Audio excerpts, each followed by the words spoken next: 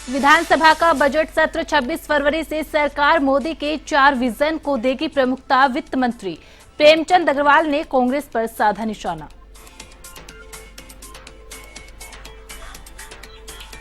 भाजपा जल्द ही अपने प्रत्याशियों का करेगी ऐलान। 26 फरवरी को होगी राज्य संसदीय बोर्ड की बैठक। केंद्रीय पार्लियामेंट्री बोर्ड लगाएगा प्रत्याशियों के नाम पर मोहर।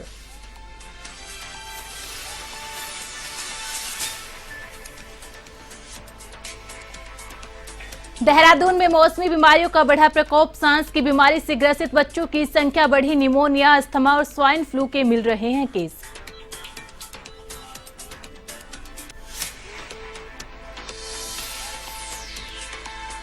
गुलदार की बाहुल्य क्षेत्रों के लोगों में दहशत। वन विभाग को नहीं मिली कामयाबी। गुलदार को पकड़ने के लिए 24 लोगों का दल कर रहा है प्रयास।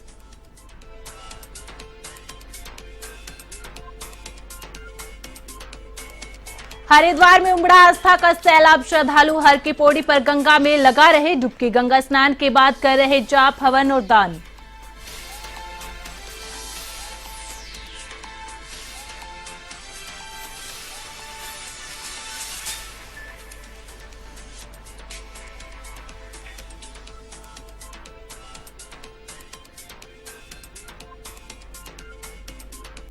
और अब खबरें विस्तार से। भाजपा लोकसभा चुनाव के लिए जल्द ही अपने प्रत्याशियों का ऐलान करेगी। प्रत्याशी चयन के लिए पार्टी ने 26 फरवरी को राज्य संसदीय बोर्ड की बैठक बुलाई है। पार्टी के प्रदेशाध्यक्ष महेंद्र भट्ट ने बताया कि स्टेट पार्लियामेंट्री बोर्ड की बैठक में उत्तराखंड की 5 लोकसभा सीटों पर प्रत्याशियों के नाम पर विचार के बाद पैनल तैयार किया जाएगा। साथ ही कहा कि प्रत्याशियों के नाम पर अंतिम मोहर केंद्रीय पार्लियामेंट्री बोर्ड लगाएगा।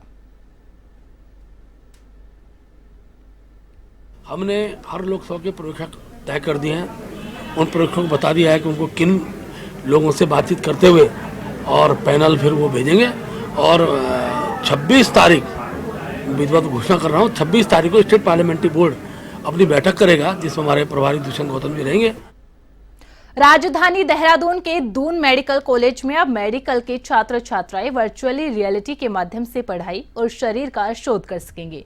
दून मेडिकल कॉलेज में स्वास्थ्य और चिकित्सा शिक्षा मंत्री डॉक्टर धन सिंह रावत ने 3D कैडवियर यानी वर्चुअली रूप से शव का प्रशिक्षण देने की शुरुआत की, जिसके जरिए अब सभी बिना किसी शव के वर्चुअली माध्यम से शरीर के अंगों को समझ सकेंगे। इस बात को लेकर दून मेडिकल कॉलेज के प्राचार्य डॉक्टर आशुतोष सयाना ने कहा था कि कैडवियर 3D कैडवियर के जरिए मेडिकल के छात्रों को मानव शरीर की संरचना के बारे में सिखाया जाता है। 3D वर्चुअल कैडेवर, जिसका कि कल ही माननीय चिकित्सा स्वास्थ्य एवं चिकित्सा शिक्षा मंत्री जी के द्वारा इसका शुभारंभ किया गया। ये एक मशीन होती है और इसके द्वारा हमारे जो मेडिकल स्टूडेंट्स होते हैं, MBBS के स्टूडेंट्स होते हैं, पैरामेडिकल के स्टूडेंट्स होते हैं, उनको बॉडी जो कि ह्यूमन बॉडी है उसमें उसकी संरचना, जो एनाटॉमी, जैसे कि स्किन है, जो टिश्यूज हैं, मसल्स हैं, बोन हैं, नसें हैं, आर्टरीज हैं, तो ये समस्त संरचना के बारे में जो मुख्यमंत्री पुष्कर सिंह धामी के विधानसभा क्षेत्र टनकपुर में नगरपालिका प्रशासन की ओर से नगर के विभिन्न क्षेत्रों में 15 हाइलोजन लाइट लगाए जाने का कार्य तेजी से किया जा रहा है। इसी कड़ी में मंगलवार की रात को नगरपालिका परिषद टनकपुर के अधिशासी अधिकारी भूपेंद्र प्रकाश जोशी की मौजूदगी में उत्तराखंड परिवहन निगम के सिटी बस स्टैंड में जगह चिन्हित कर हाइलोजन लाइट लगाने का कार्य शुरू किया गया।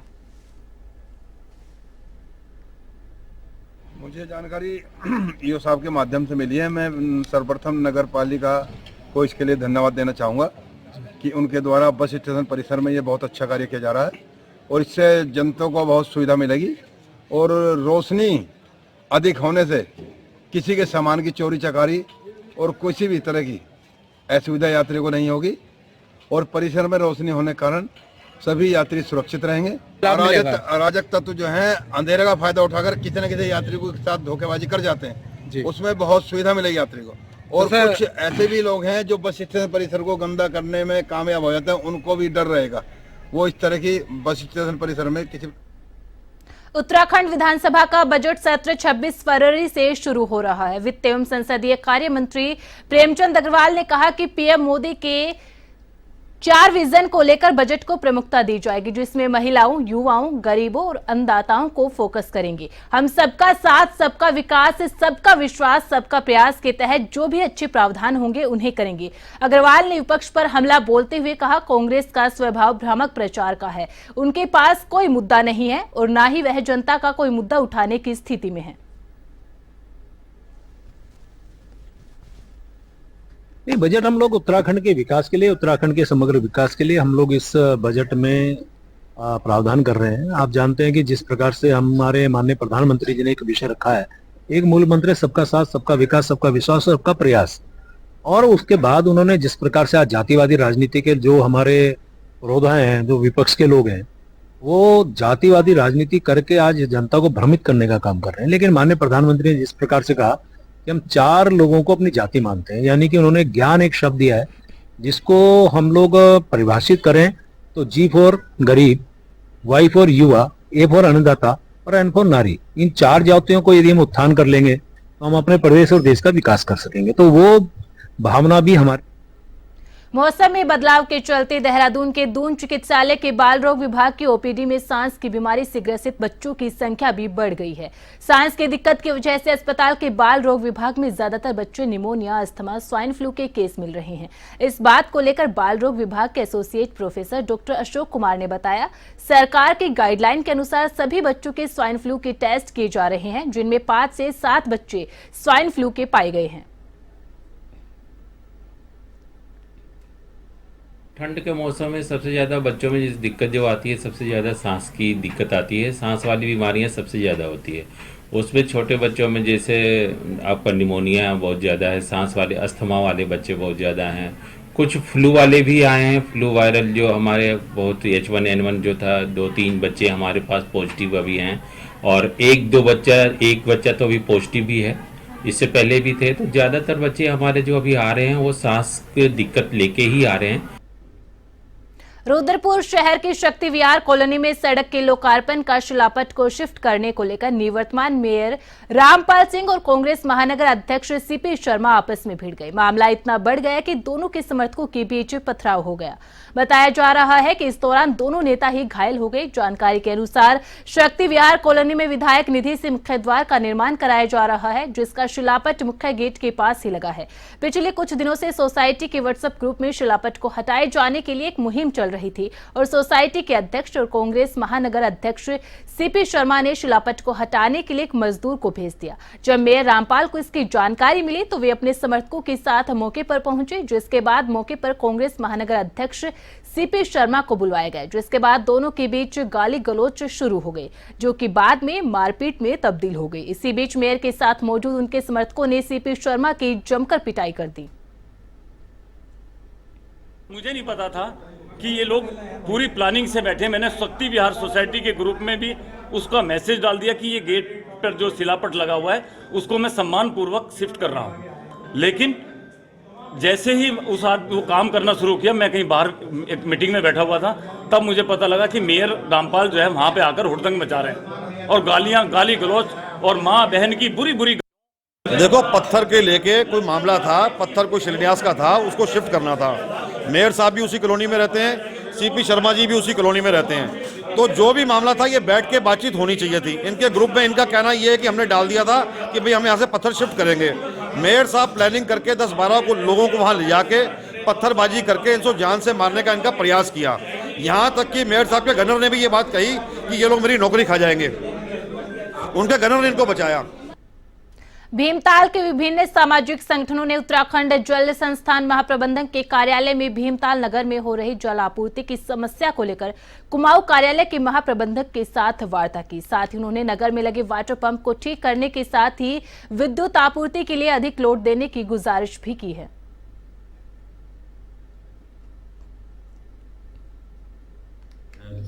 विद्युत का कोई लोड बढ़ना था, उसका एस्टिमेट आया था, अभी मेरी जानकारी में नहीं था। मेरी जानकारी में आया, मैंने कहा कि उसको सैंक्शन भी कर दिया। जैसे जैसे समस्या आएगी उस पर निराकरण करेंगे, तो मैं भी निरीक्षण करूंगा। अभी तो फिलहाल वाटर सप्लाई ठीक ही चल रही है। अभी कुछ ब्लॉक की जो शिकायत की है लोगों ने कि ब्लॉक में कुछ प्रेशर की कमी आ रही है, तो उसको मैं देखूंगा। राजधानी देहरादून में गुलदार का दहशत देखने को मिल रही है, जिसे पकड़ने में उत्तराखंड वन विभाग अभी तक कामयाब नहीं हो सका। वहीं गुलदार के पकड़ में न आने के कारण गुलदार बाहुल्य क्षेत्रों में अभी भी दहशत की स्थिति बनी हुई है। इस बात को लेकर डीएफओ मसूरी वैभव सिंह ने कहा, मानव वन्यजीव संघर्ष की घटनाओं के होने के बाद से हमारा 24 लोगों का दल निरंतर गुलदार को पकड़ने के लिए प्रयासरत है।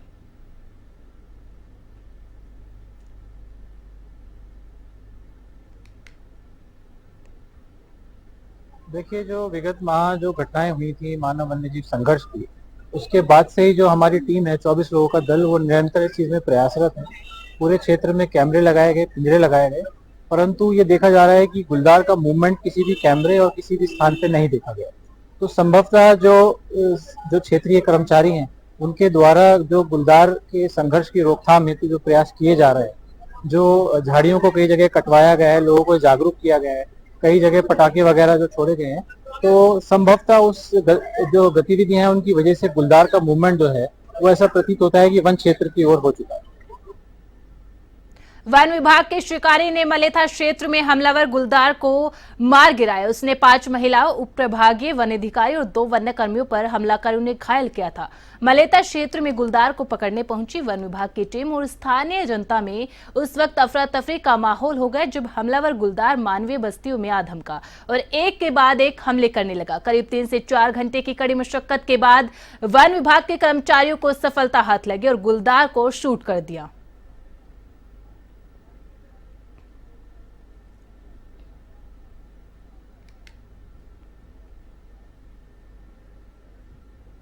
विश्व प्रसिद्ध हरिद्वार की हर की पौड़ी पर सुबह से ही श्रद्धालुओं की भारी भीड़ देखी जा रही है। श्रद्धालु मां गंगा में आस्था की डुबकी लगाने के साथ ही दान जप हवन कर रहे हैं।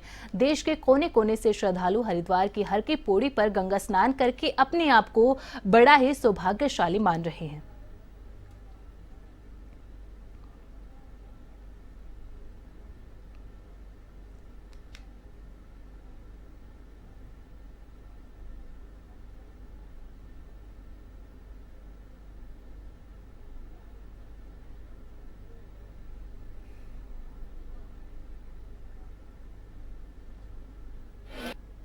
यहाँ हरि की पैड़ी पर जो ब्रह्मकुंड में स्नान होता है उसका बहुत महत्व है, विशेष रूप से माघ पूर्णिमा में। और इसीलिए ये पितरों के लिए, पितरों की शांति के लिए, अपने कुल की वृद्धि के लिए और जो भी मनोकामनाएं होती हैं जो मन में लेके आते हैं भक्तगण, उनकी सभी मनोकामना माँ गंगा पूरी करती है। इसी भावना के साथ में लोग यहाँ आते हैं और वही लेकर के हम भी आज यहाँ पर हैं। माँ की आरती में शामिल हुए, प्रातःकाल आरती का और भी अधिक आनंद आया। और आज जो माघ पूर्णिमा का स्नान है और बहुत अच्छा माँ का जल है और इस पवित्र स्नान में होकर के जो हमने आनंद लिया वो बहुत ही एक अवर्णनीय। टनकपुर के खनन वाहन मालिकों ने पूर्णागिरी तहसील में एसडीएम आकाश जोशी से मुलाकात की। वाहन मालिकों ने अपनी समस्याओं को रखते हुए ज्ञापन भी सौंपा, जिसमें क्रशर मालिकों पर आरोप लगाते हुए कहा कि टनकपुर क्रशर द्वारा शारदा खनन वाहन मालिकों का शोषण किया जा रहा है। मां शारदा खनन यूनियन अध्यक्ष अमन ठाकुर ने बताया कि कुमाऊं स्टोन क्रशर और शारदा स्टोन क्रशर मालिकों के साथ शारदा खनन यूनियन वाहन मालिकों के बीच बैठक हुई। 56 रुपए प्रति क्विंटल खनन सामग्री का रेट तय हुआ था और बीच में ही कुमाऊं स्टोन क्रशर की भार क्षमता समाप्त हो गई थी। इसका फायदा उठाते हुए शारदा स्टोन क्रशर मालिक ने खनन सामग्री का 50 रुपए प्रति क्विंटल रेट कर दिया। इस कारण खनन वाहन मालिकों ने बहिष्कार करते हुए खनन कार्य को बंद कर दिया। ठाकुर ने बताया कि रविवार तक क्रशर द्वारा हमें खनन सामग्री कर पूर्व निर्धारित मूल्य 56 रुपए प्रति क्विंटल नहीं दिया गया तो सोमवार से आंदोलन करेंगे। ज्ञापन देने का कारण हमारा यही है कि जो हमारा खनन कार्य शुरू होने से पहले हमने तहसील में एडीएम साहब के साथ बैठक की थी, उसमें कृष्ण स्वामी भी मौजूद थे। उस बैठक में यही है कि बीच का जो निष्कर्ष निकला था वो 56 रुपये प्रति कुंटल का था कि गाड़ी वालों की मजबूरी है कि ये लोग खड़े हो जाएंगे कहाँ, रोज का गाड़ी वालों का कम से कम 1100 से 1200 रुपये खर्चा लगातार आता है गाड़ी खड़ी होने पर। और उसको पूरी अच्छे से पता है कि गाड़ी वाले मजबूर होकर 50 में गिरा देंगे, लेकिन हम इतने मजबूर नहीं हैं। हम कृष्ण स्वामी को भी बताना चाहते हैं इतने मजबूर नहीं है, हम अपने वाहन खड़े कर भी सकते हैं और उनको दिखा भी दिया है। रुद्रपुर ट्रांजिट कैंप क्षेत्र में फुटवियर की दुकान में शॉर्ट सर्किट से भीषण आग लग गई। अतिव्यस्त क्षेत्र में आग से पूरे इलाके में हड़कंप मच गया। 3 दमकल वाहनों ने करीब 2 घंटे की मशक्कत के बाद आग पर काबू पाया। अग्निकांड में 10 से 12 लाख की क्षति का अनुमान है। दुकान में रिटेल के साथ होलसेल का भी काम किया जाता था। अग्निकांड की सूचना पर समाज सेवी संजय ठुकराल, भाजपा नेता धीरेन्द्र गुप्ता समेत तमाम लोगों ने मौके पर पहुंचकर घटना की जानकारी ली और पीड़ित को ढांढस बंधाया।